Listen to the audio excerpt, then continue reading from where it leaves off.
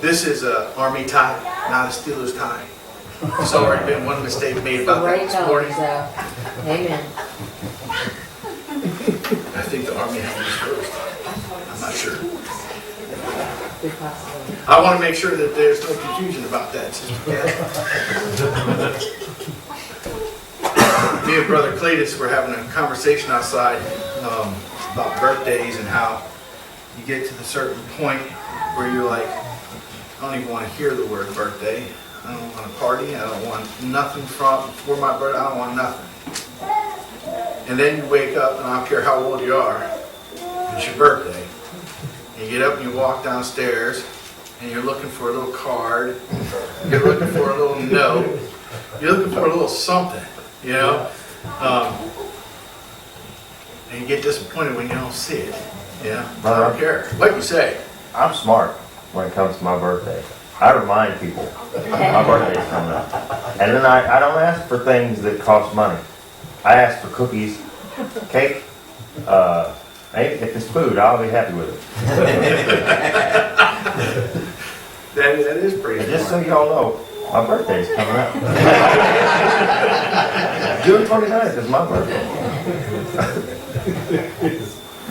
Yeah. I usually like money, you know, Hey, you can't go wrong with I money. kinda like money too. If I come in and there's a little card and it's got a good sized bill, $1, I don't want it, you know. Well, if any of you haven't checked the pictures on Facebook, my wife gets pretty into her kids' birthdays. And there's two things that happen on every birthday. One, she is a pretty good artist with cake. So she'll make a cake into whatever they want it to be. And she decorates it all up, and she does pretty good at that. I post some of the pictures of the cakes that she's making. She's pretty good at it. And then they get the dinner that they choose. Whatever they want, that's what they eat on their birthday. And so she looks at me and she's like, well, so what do you want for your birthday? I'm like, nothing. And I go through the whole routine of being obstinate and hard-headed and, and all that. I want nothing. And then it dawns on me, and I don't know if I'm happy or sad that Sister Carol isn't here, but I decided I was going to make my own coat with many colors. And for those of you that don't know what that is, that's sugar-free cake with sugar-free Jell-O with sugar-free Cool Whip. It's good. And it is good. At least Sister Carol's is good. I ate, last night I had like 3 helpings of that stuff. It was good.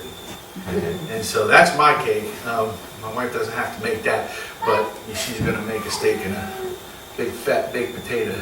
And everybody else is going to, I told Randy everybody else is going to have to steakums, because that's what she wants. So they'll have steakums and I'll have steak, and I think that's a pretty good trade-off for a birthday. All right. Tomorrow your birthday? What? Is your birthday tomorrow? It's today. Oh, today? Yeah. Oh, I always thought it was And how old are you, brother? I am 43. 43. Yeah. Happy birthday. I am younger than the pastor. Still. Even though today is my birthday. Your card that I gave. Yeah. Hey, Jade, bring up my birthday card. This was funny. I laughed right away. Bring up the card, because this is first of all, it's like Randy wrote it. Yep, that's it. Bring that up there. It's like he wrote it. And the second, it was like it was written just for me. It was. Remember birthdays when you were still, then actually we were talking about this too, outside. When you were still a kid and you shoved like 10 slices of pizza into your mouth, followed it up with soda pop and candy and tons of cake and ice cream, and spent the rest of the night bouncing off walls in a sugar-induced restaurant. Remember how much fun that was? Well, that ship has sailed. Now sit down before you fall down.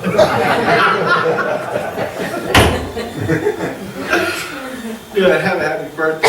That was funny. Because if I ate all that sugar, I'd fall out. Gotta appreciate a good birthday card. All right. The book of Genesis. We have been talking about recently the creation of man and some of the foundational things that we should take away from that. We, in review, the book of Genesis meaning beginning or origin, we believe it was written between 1446 to 1406, the 40-year period while the Israelites were in the wilderness. It's a foundational, as we have been discovering in the verses, that it's a foundational book, that if we can understand it, we can understand the rest of the Bible. Chapters 1 through 12 are foundational events, creation, the fall, the flood, and the nations. And then chapters 12 through 50 are foundational people. We talked about God in His creation, the 6 days. We talked about rest on the 7th day and what that means to us, what it should mean to us.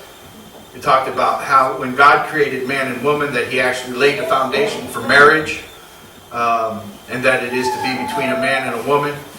We talked about the breath of life that He breathed into man, and how that was the spirit and the soul, and that without it man would have no life at all. And then by the end of the second chapter, we saw that it was abundantly clear what God's intent was as far as relationships between a male and a female. And last week we talked about the creation of woman, and more about marriage, divorce, sin, and what God intended for man and woman in a marriage. We ended chapter 2 last week, so we're going to start with chapter 3 and verse 1.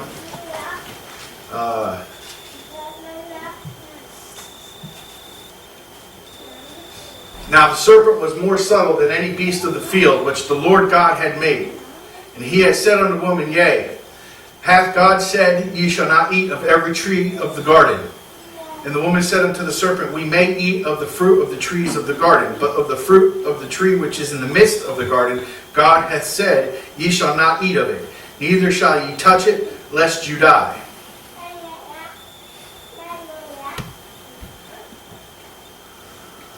Our word study is serpent, Nahash, and it means snake or serpent. Subtle, Headroom, and it means subtle, shrewd, crafty, sly, and sensible, and the other, prudent. That's going to come into play, the word prudent. Yea is off, and it means also, though, furthermore, and indeed. Eat means to devour, and it's a cow is the original Hebrew, and it means to devour, to feast, to eat. Fruit. The original Greek Hebrew is peri, and it means fruit or produce. It talks about offspring. Remember when God created the trees and all of the earth, that He had already put things on the planet that were already instantly fruitful, so that when He created man, that he could eat immediately. He didn't need to wait for things to grow over the summer. And that when He did that, he said that these things would grow in their own likeness. So when we see the Hebrew word, and you see how can it mean offspring? Well, fruit it produces its own offspring. The seeds that are contained inside is what's going to bring the next orange. So that's how you get offspring and children. Touch, the original Hebrew is naga, and it means to touch, reach, or strike. And to die is muth, and it means to die, kill, or have one executed. So we notice that Moses, because we've always understood that the serpent was Satan, or is Satan, but we notice that as Moses tells us the story, he does not refer to the serpent as the devil. This is a conversation between the serpent and Eve. And we read throughout the Bible, in places like 2 Corinthians in chapter 11 and book of Revelations in chapter 20, that in many places as the Bible refers to Satan, he refers to him as the old serpent. So, because he was there before man, Satan was was kicked out of heaven before man was even created. So we have to, he's the old serpent, and he's beguiling Eve in their conversation. We have to talk about how the flood, we have talked about how the flood has re-altered the face of the earth, which would make finding the Garden of Eden impossible. And we will see scriptures to come that the serpent is going to get punished. Now I bring this up because there's things that we have in our head when we read that might prohibit us from having a full understanding of what we're reading. When we talk about the serpent, what's the first image that comes to your head? Snake. A snake. In the way that we have seen a snake. Okay? But we know at the time that Eve is talking to the serpent, that serpent didn't look like a snake. Because a part of the punishment is that that snake will crawl around on the ground for the rest of its days and eat the dust of the earth. So one may ask, how can you have a conversation with a snake, and how can a snake talk to a human being and understand? How can, calling into question this very story? And the first thing that we have to understand is we don't know what that serpent looked like. We understand that in this verse, in the very first verse that we read today, the serpent was more subtle than any other beast.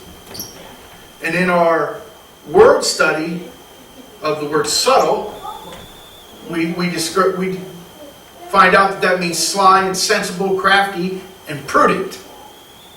Now, prudent infers some form of intelligence. The serpent wasn't stupid. He may not have a mind after his punishment, but what we're trying, you have to let go of the picture that you have of a snake today and allow the Bible to put this picture in your head for you as you're reading this story. Okay? Satan was the most beautiful of all angels. One of the pictures that we have in our head of Satan today is what? Pitchfork red. Pitchfork, red, got horns. He's got this ugly tail that falls behind him. When we think about Satan, very rarely do we ever stop to think he was the most beautiful of all angels. He was also the most powerful of all angels, and he had the most important job of all angels. He was the one charged with guarding God's throne. No other angel. Which is something that we would be wise to remember, because we have said it 100 times. Never underestimate the power of God or of Satan. We're so willing to accept the fact that we should never underestimate the power of God. God knows where we are. He knows what we're thinking. He knows what we're doing. Doesn't matter if nobody else on the face of the planet knows something that we know. If we're the only person walking upright on the face of the earth that knows it, you better believe God knows it. Now, why is it so hard to give the same kind of credit to Satan? Because Satan is a powerful angel. And if you can do that, then understand what's going on here. Eve was not afraid. First of all, let us not forget that until they fell, both Adam and Eve had no idea what wrong was. They didn't know what a lie was. They didn't know what fraud was. They didn't know what a con artist looked like. And basically they had no reason to doubt. Doubt what? Everything is the truth. So she's having a conversation with the serpent, who is probably not all that ugly of an animal and looks like who knows what. Go ahead. I was just thinking about what you had just said just a few seconds ago, and it strikes me that that's one of the things that they did not know all those things you said, but if they'd have just done what God told them to do, they wouldn't have fallen prey to that. Well, I think the same thing even today. Yeah. There are some things that we know better not to, that can't fool us, but Just checking. the devil's still powerful, and he's still doing what he's doing. And the only battle that we really can have to not have him hurt us or put us in a bad way is to just do Yeah. what God tells us to do. It's never been, it was the same back then as it is now. You can't control all things, and you're not gonna realize all the time when the devil's come to attack you, but if you're in God's will, you'll be okay. I hope. Can I say something? Sure, absolutely, brother. Commentary down here on that says, the serpent Satan tempted Eve by getting her, putting this in her mind, this doubt in her mind that doubt of God's goodness. She suggested to her that God was strict, stingy, and selfish for not wanting Eve to share his knowledge of good and evil. Two things that go ahead. You were going to finish? No, There's two things that I hope that we get to today. Well, one thing I hope we get to today. One thing is I hope I never get away from the premise that the lessons we learn from the Bible about what God expects of us is no different and is easy to relate to as parents because it is the same relationship with our children. Now, I'm here to tell you that, and he wasn't able to make it today because he's not feeling well today, my son, but the boy is notorious for taking a directive that I give him and adding things to it. And then when he's done, I ask him, but is that what I asked you to do? I didn't want you to do the extra. My request was specific. Why did you feel like you needed to do all this other stuff? Very rarely does he not do what I ask him to do. My problem with him is he doesn't do what I ask him to do. He does a whole bunch more, which means now I have to undo all of that. So I don't know which frustration is worse. However, what's the difference? God gives us, in His Word, He has given us His instruction. We messed that up. We misinterpret it. We ignore. We just messed that up. That's us. And I think that that's one of the hardest things to make somebody who doesn't want to believe in Jesus Christ or doesn't believe in God. When you're trying to convince somebody that this is real, they can't understand how God could be perfect because we have so abundantly messed this up. And I forget what the second thing was. I do hope that we get to this because what Brother Cletus said, this is craftiness. Moses is telling us that the serpent is prudent. He's wise. And he's very crafty. And one of the things that we're going to discuss, and I hope it doesn't cause a gender war in our church, but was Adam present when the serpent was talking to Eve? It doesn't necessarily say that he was. It doesn't say that he wasn't. We know that once they get to eating the fruit, that they're together.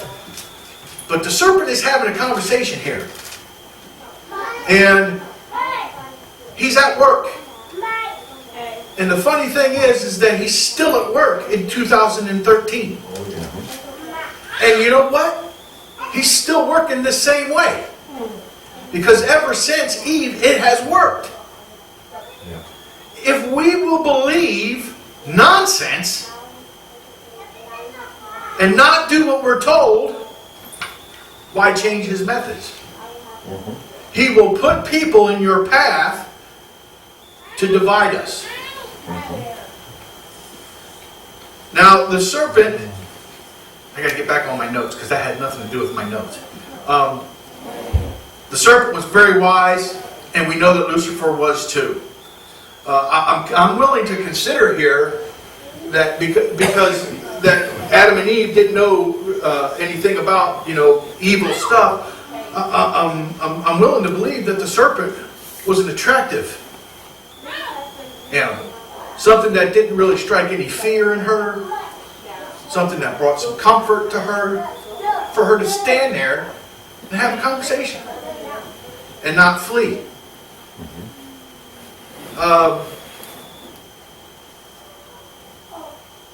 I don't know what the serpent looked like before it was punished. I do know that Moses tells me that God told him that the serpent was the most subtle of all animals. And I believe that the animal, the serpent, was non-threatening. What is significant here, and we're going to get into this now as one of the things, is what is significant about the tempter, the serpent, Satan, in this scenario, being the serpent? Why did he choose a serpent? Well, he says he was the more subtle more than any of the animals, any of the other, what do you say here? He was more subtle. I'm going even more in general than that, brother. In the battles that we fight today, 2013, we have human beings out there. You want to call it possessed, call it possessed. If you want to call it under the influence, call it under the influence of Satan. That's fine. Let us not forget that until this moment, Adam and Eve were created by God, specifically. There was no evil in them. Satan couldn't get into them. He couldn't use either one of them. He couldn't pit one against the other by using the other. He had to use something else. He had to be outside, is what I'm saying. Because until the fallen state, Adam and Eve were perfect. There was no sin. They were perfect. Look at Adam and Eve like Jesus Christ. Satan couldn't get inside. He tempted Jesus from the outside using many different things. Same thing with Eve.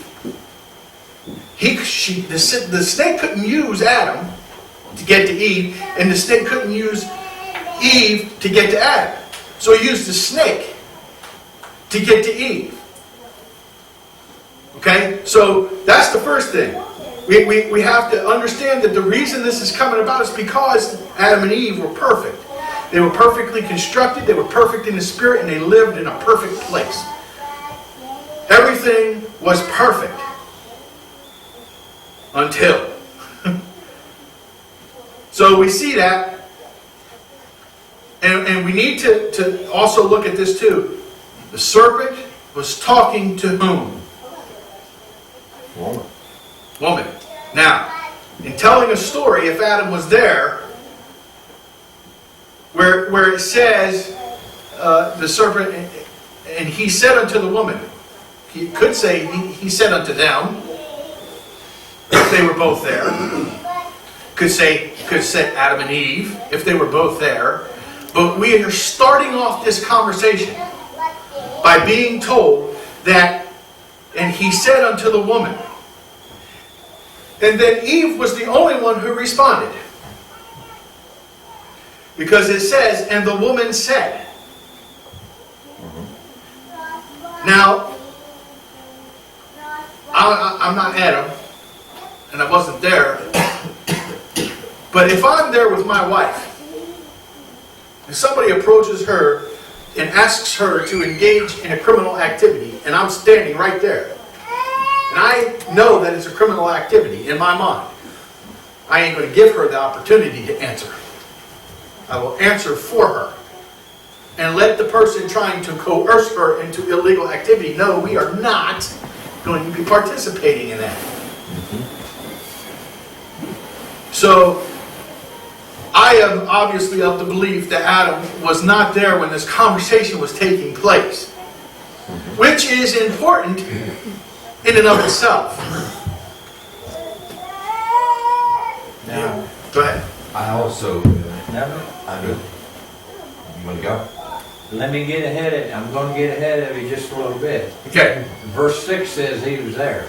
Right. Okay. That's all I want to say. It says he was there with her. Right.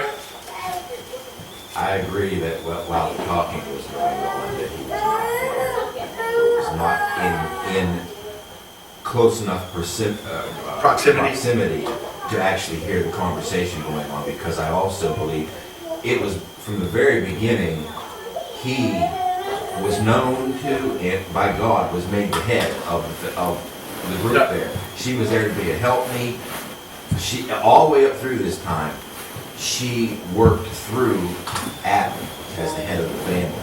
Yeah. And for the same thing you said, if that was the case, what all of a sudden changed, or why all of a sudden did he just allow everything to work through her then at that point? I believe that he was, when it says what he's talking about, that he was there, that means that he was in some proximity. But I don't believe that it means that he was right next to her during that conversation with her. Says he was there with her. Right. Well, we're going to keep on pointing out during the conversation. This isn't the only point I've got. That's why I'm bringing up the point. That's why we're discussing it. Moving on to verse 4, 5, and 6. And the serpent said unto the woman, Ye shall not surely die. Ye shall not surely die. Notice it doesn't say you all Well, shall not surely die. Well, he just made God out a liar. He told her, said, your God's a liar. Yeah. Just pointing it out. For God doth know that in the day ye eat thereof, then your eyes shall be opened, and ye shall be as gods, knowing good and evil.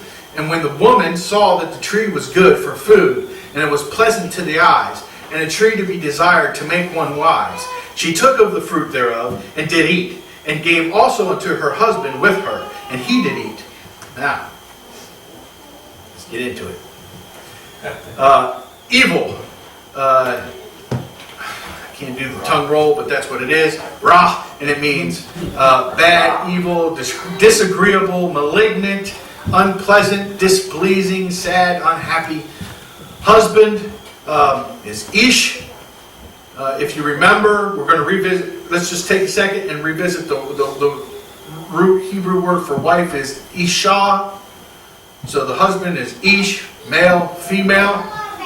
While now, and basically that's the wordplay. We've discussed a lot of the words, wordplay, not wordplay, word study. We've discussed the majority of the words in there before. So we see here that there was a conversation with Eve, and we still, until the end of verse 6, when they actually partake in the eating of the fruit, we see no conversation with man. We just see that she had the fruit and she gave it to him. So let's keep on going. 1 Timothy chapter 2, verse 14. And Adam was not deceived, but the woman being deceived was the transgression. If man and woman were there together, the serpent would have to... Now, just understand this. Where Randy is talking about the garden is only going to be so big. He gave God gave Adam the helpmeet, so she's going to be around. They're going to be together in some form of proximity. But this conversation that is going on, not talking about the partaking of the eating, I'm talking about the conversation, is between the serpent and the woman, and the man is not there. Why do you think that is? Because the serpent then would have to convince two people, instead of convincing just one. The serpent is dividing and then conquering. If he's putting it in the doubt of one, then she can go back and now it's 2 against 1 instead of 1 against 2. He just doubled his odds of success. Yeah.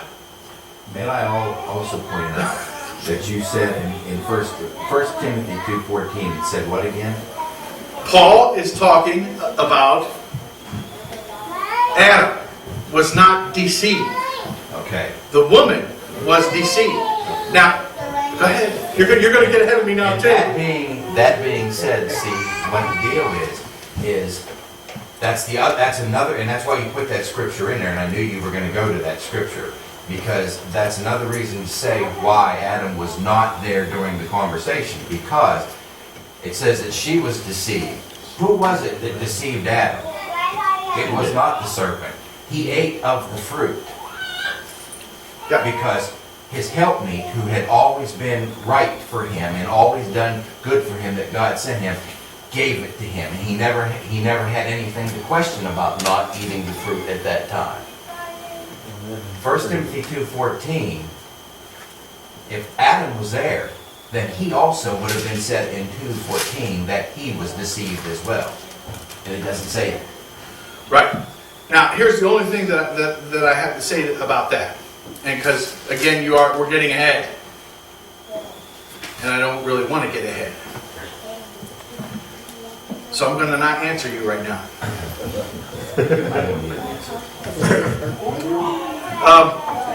Okay, so I'm going to stick to my agenda, no matter how much you want to derail me. All right. So I'm going to continue on. If man and woman were there together, the serpent would have had to have convinced both of them that it was okay to eat from the tree that God had expressly told them not to eat from. He would have had to convince them both. And I agree with what the pastor's saying. If Adam was there, then Adam would have been deceived. And it would have been Adam and Eve were deceived. Which is yet, and I want to take this because of the way I'm describing this, is he used one vessel to destroy two vessels. This is another foundational lesson about marriage that we cannot escape from. You're a team. There has to be a team captain, somebody who's going to break the ties and do what you have to do when it comes time to do what you got to do. We know that we're charged by God as men to be that tiebreaker. Okay? But a marriage is a team. And when you let Satan get his foot in, then the next thing you know is he moves a little bit further in. And then he moves a little bit further in. And, and maybe it just starts off with some contempt. You go to bed, you didn't say goodnight or I love you or nothing. It starts off as that. You don't bury your issues before you go to bed. Be angry and sin not. Let not the sun go down upon your wrath. That means fix it before you go to bed. Make it right. And don't sin. But we see here, Adam and Eve, and we see the devil is working on one partner, Eve. And he is going to separate the two of them. He's going to cause problems. And that's the way it works today. Whether it's the man or the woman, whatever, Satan knows what your weakness is. Do not underestimate him. He knows what your weakness is. He can undermine. And If he can undermine the foundation of anything, the house will fall. none of us are Adam and Eve. Which is to say, none of us are perfect. And he messed them up. And they were perfect. You are not perfect. Do you really think that he can't mess you up? He will mess you up. He will find out what your weakness is. He already knows what your weakness is. And he'll play upon it. You have to be strong. Why do we have to stay in the Word? Why is it that, we can sit around and talk about the fact that you don't have to be in church to get saved. You don't have to go to church a day in your life and you can still go to heaven. All you got to do is read the book and believe with all your heart and stay away from a sinful life. Now, problem is, that's hard. That's why you come to church. That's why you do read the Bible. That's why you have a Christian family. That's why you share each other's phone numbers. And when you're having that moment of weakness, you pick up the phone and you say, brother, I'm having a bad day. Sister, you've got no idea. And we're supposed to be there for each other. Right. Eve didn't have anybody to call.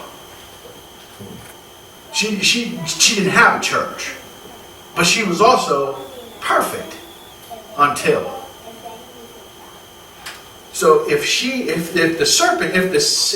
can use a serpent to get in the middle and mess perfectness up, he can completely destroy us that are not perfect. If we are not on our guard. That's my phone from back there, brother. I love my Celtic tone. So anyway, moving on.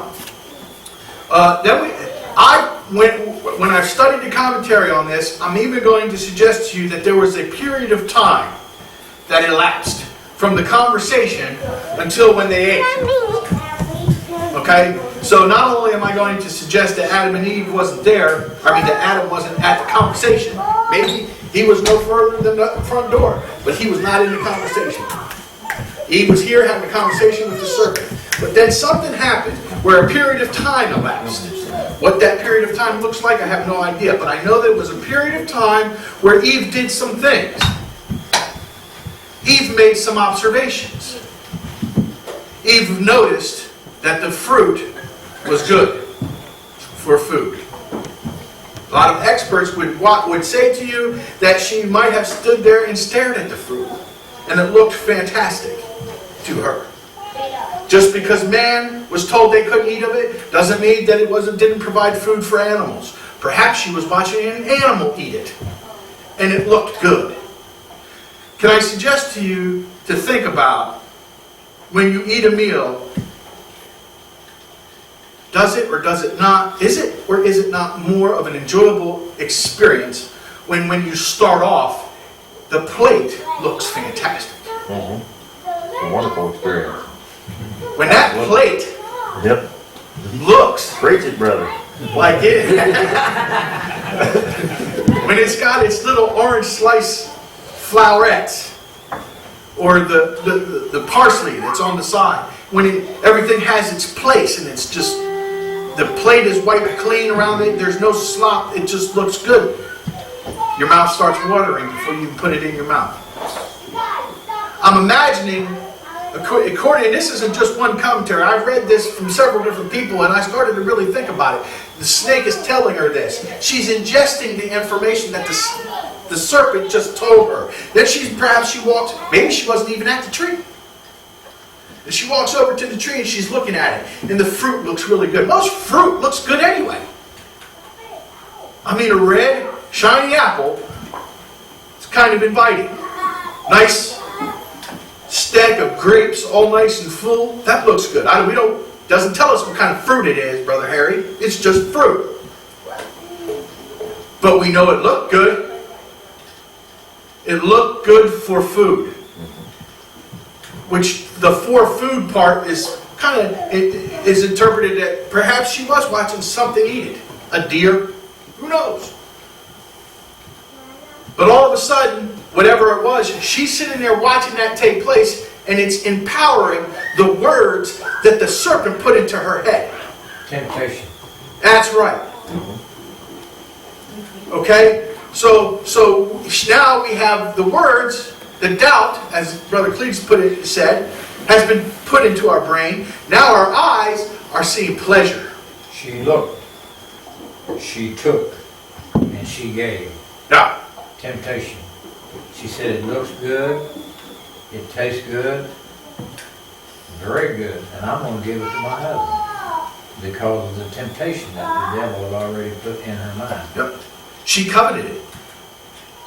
In the process of seeing whatever it was she was seeing, she felt covetousness. She wanted it. She started to desire it. And isn't that the way that it goes? Just like Brother Cletus says. The devil has been doing this since the book of Genesis. Said looking is the first step towards. You know why? You know why men get in as much trouble as they do? Because we're visual creatures. Everybody knows that. Our eyes dictate that to us. Yep. And man, that's why a woman could be the biggest wedge between a marriage. And Satan knows that. Because we are visual creatures.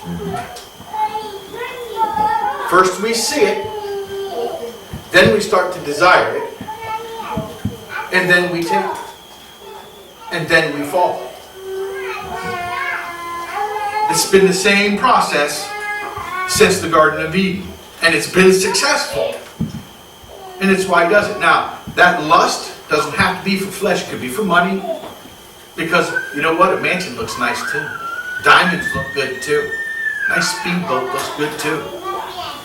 A 4-door extended Chevy dual axle electric blue truck is the most beautiful thing I've ever seen in my life. Doesn't the Bible say somewhere Paul said, That's a hint, brother, what I want for my birthday. lust, when it is conceived, brings forth sin. Sin, when it is finished, brings forth death. So she desired it, she coveted it, she wanted it. All of these observations, and no mention of Adam sharing them with her. Another, it doesn't say that even Adam saw it, that it was good for food. I mean, surely if he was there with this ride, he would be included in this journey. He would have observations too. So again, he is not included in any of this. So she took of it, not they, but she. Which we could say, again, it's not just about what is there. It's about what's not there. We're talking in the singular throughout this whole conversation. She. Not he and she and not they. She. So I would suggest that he's not even there. Now we're going to see in the next few verses, we'll also speak to about who was there. It is important that there's a foundation here about how Satan works. Eve was new. And another thing, Adam had named all of the animals. Adam had been there for a minute on the earth in Eden. Eve was a relatively newcomer out of the side of Adam. Perhaps Satan considered, of the two, we'll work on the weakest link. She hasn't had as many conversations with God as Adam has. You think Adam named the serpent? God said he named everything, so you think he named the serpent? He's probably seen the serpent. That is Again, the serpent isn't declared here as the devil in any of the stories. What we're seeing here is that the devil is using the serpent. Yeah. He chose that. He could have chose a cow. We picture a serpent. We picture a serpent as a snake. We do. I don't know what that looks like. It could have been, for as much as we know, it could have been any type of And the lizard. serpent was more subtle than any of the others. He Right. was more cunning Right. than any of the others. Right. So that's why And because once, Satan used it. just like I used the analogy with the flood. Once the flood came and it kind of did what it did to the face of the earth, we're a little lost as to where Eden exactly is. Well, once God punished the serpent, we're a little lost as to what the serpent looked like. I don't think anything you do is going to be speculation as to what that serpent was before he was punished. Because God changed some things about that serpent. Apparently, the serpent didn't slither around before he was punished. Because that was the punishment. So there was something different about the serpent beforehand. But it doesn't tell us what that is. I mean, if it doesn't seem like a very good punishment to ground somebody who can't go anywhere anyway. Why am I going to make you go around on your belly for the rest of your life when you're already doing that? It's not much of a punishment. So anyway, so the devil picks the smallest cracks in the armor and exploits them. That's the point that I'm trying to make here. Our salvation doesn't depend on whether we believe whether Adam was there or not. Our present day sinful nature is upon us whether he was or he wasn't. It doesn't really matter. What matters is that we take some time and we try to read the scripture with some insightfulness. These arguments are great to have, but I believe you simply argue based on your gender. Hey, some people want to say, well, he was there because, there's no way it could be Eve's fault. Eve was a woman. And then there's the whole male thing. Well, Adam didn't have nothing to do with it. The woman lied to him. You know what the point is? The point is that inevitably they both fell. Yeah, that's right. Yeah. I just wanted to say, in chapter 2, verse 17, it says, thou shalt not eat of it, for in the day that thou eatest thereof, thou shalt surely die. So Adam knew.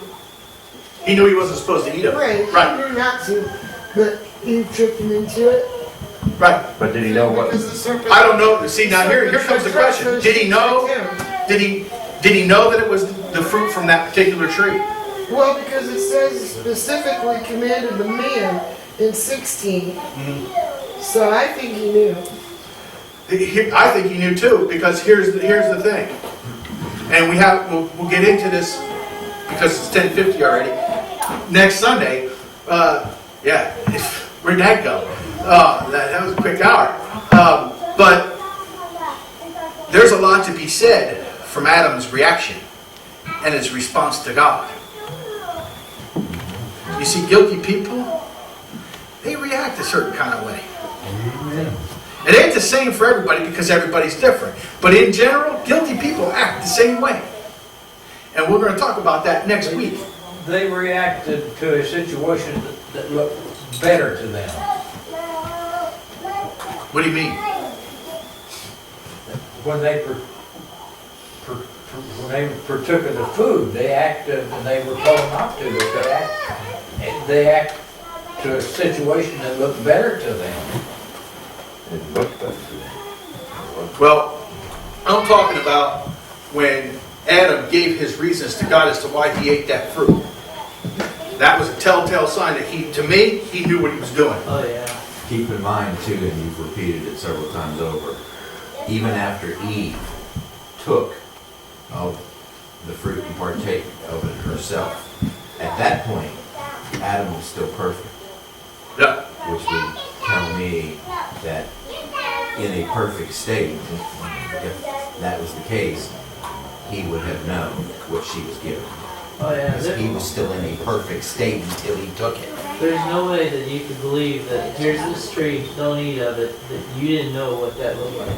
There's no way. And it was obviously something that he never had before. That'd been like somebody trying to offer me something that I've never ate before. Like we always talk about, well, what was the fruit? The apple? They ate the apple, right? I mean, that's pretty much what everybody assumes, okay? So let's say that just for the sake of this illustration, that the tree that they were not supposed to eat from was an apple tree. And so they've been eating pears and oranges and grapes and all of this stuff, and then all of a sudden, she hands me the apple. I have to know that I'm not supposed to eat that. I mean, I want to, look, I want to be right. I'm not going to be 100% right, but of all the concerns that I have in the world is that I can be as right as possible. And that includes understanding what I'm reading. Okay? Now, I'm understanding it. I'm reading what everybody else's opinion is. I don't believe Adam was there during the conversation. I don't believe that, and I believe that that was intentional. I believe that Satan didn't want him there, because if he was there wouldn't have been a conversation with Eve. If Adam was perfect, he'd have stepped in and said, "Excuse me, you want us to do what?" You know what I'm saying? So Adam not being there was a part of the plan of Satan. Don't think Satan doesn't have a plan. That's what he does. He will do what he said. Separate. He divide and then conquer. And believe me, he conquered Adam and Eve with the eating of fruit. Go ahead, Bruce. Also, she ate of it first, right? Yeah. According to what it says. Yeah. But she didn't realize that she was naked and everything until he had ate of it with her. Then Right. they both realized it. Right?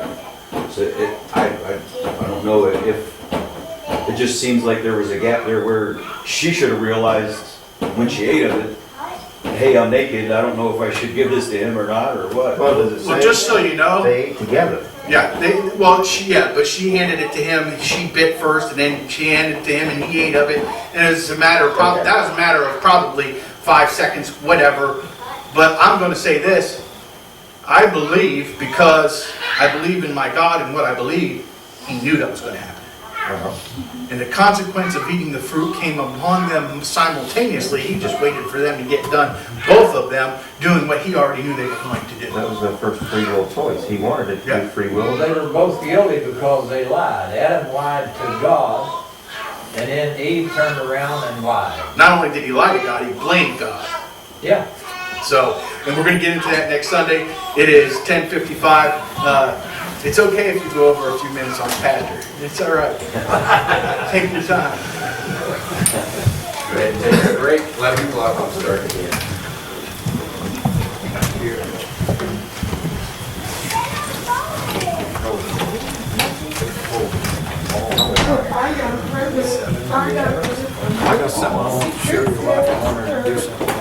Okay. Hear that?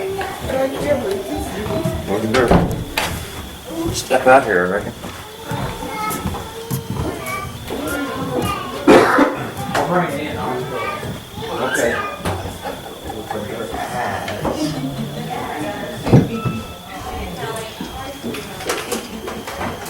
Mom, I want to put more sugar in it. Mom, I want to put more sugar in it. I said double sugar and it's not good. Hello there, how you doing? How are you? Good, thank you. Hi, Ma'am. Here, look. I wear these to Hi, how are you? Now they follow us. Hi. Good morning. Good morning, guys. Hi. Hi, honey. Who's this? My boyfriend Ricky. Well, eventually, it's like saying the first guy Hi. in Stanley was worse than me today. No different. Right, that'll be the ending. Hi. So, It's Sheila was at a hi, how you doing? yard sale, See ya. It's not going to stop that today. and she Hi, how you had doing? What, that's what you're looking at? Thank you. Nice and black. this is a picture of me and Destiny that somebody took in 1950 and restarted today. Beautiful. My grandson put this on the tree. The guy saw this, and he said, "Oh my, that should be in a picture book." And he took that picture and he sketched this. Double sick cheese and Adam Trust is. Yeah, that's, or you know, can you picture this? I wonder if you could paint it. Right. Could you paint But it? then what's their? That actual one, or would you want this copied and made? Would you want this one copied, or you want to paint on top of this? No, I'd like for you to copy this, if you could. And just add paint. And this was mountain over here. Even About here, this was all mountains and green, all down here, and green, and then this was mountains that went up this way, and this was sky. Divide and conquer. It was. And these were She didn't know. That's how that works, right? green. She had a yellow ribbon in her hair. And I had black trousers and blue, black, and gray shirt or something. But I wonder if you could take and make another copy of this. I don't know how I can put it on. I don't think I would want this copy thing.